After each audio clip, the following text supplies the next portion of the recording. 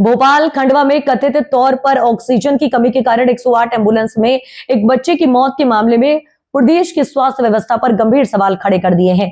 इस मामले पर मध्य प्रदेश के उप मुख्यमंत्री राजेंद्र शुक्ल ने कड़ा रुख अपनाते हुए जांच के आदेश दिए हैं। उप मुख्यमंत्री राजेंद्र शुक्ल ने कहा कि 108 एम्बुलेंस सेवा आम लोगों की सहायता के लिए है संचालित की जा रही है। यदि जांच में किसी भी स्तर पर लापरवाही या गड़बड़ी सामने आती है तो दोषियों के खिलाफ सख्त कार्रवाई की जाएगी और किसी को भी छोड़ा नहीं जाएगा।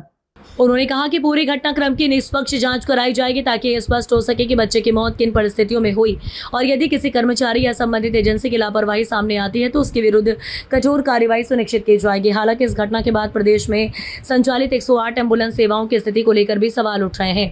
कई क्षेत्रों से लगातार शिकायतें मिलती रही है कि बड़ी संख्या में एम्बुलेंस पुरानी हो चुकी है और उनके रखरखाव की स्थिति संतोषजनक नहीं है। कई वाहनों में तकनीकी खराबियां, उपकरणों की कमी और समय पर रखरखाव न होने जैसी समस्याएं सामने आती रहती है। स्वास्थ्य सेवाओं से जुड़े जानकारों का मानना है कि आपातकालीन चिकित्सा सेवा की गुणवत्ता बनाए रखने के लिए एम्बुलेंस बेड़े का नियमित निरीक्षण, आवश्यक उपकरणों की उपलब्धता और समय पर मरम्मत बेहद जरूरी है। अब सभी की नजर जांच रिपोर्ट पर टिकी है, जिससे ये स्पष्ट होगा कि खंडवा के इस दुखद घटना के पीछे वास्तविक कारण क्या है और जिम्मेदारों पर क्या कार्रवाई होती है।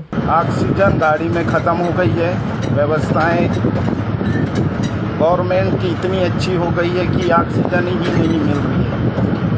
आप देख सकते हैं इस वक्त उनके माँ बाप दोनों एक साइड है और ऑक्सीजन गैस सिलेंडर में ऑक्सीजन बिल्कुल भी नहीं है। चालू करके देख लिए नहीं और सांस से तड़प रहा है।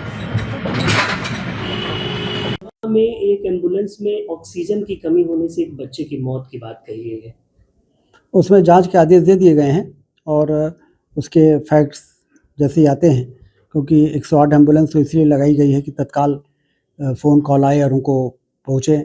देश में मध्य प्रदेश में करीब 2500 जननी सुरक्षा और 108 एम्बुलेंस है। तो यदि लापरवाही हुई है, दोषी हैं, तो उनको तो सज़ा मिलेगी ही और वास्तव में क्या परिस्थितियां हैं वो भी सामने आएगी।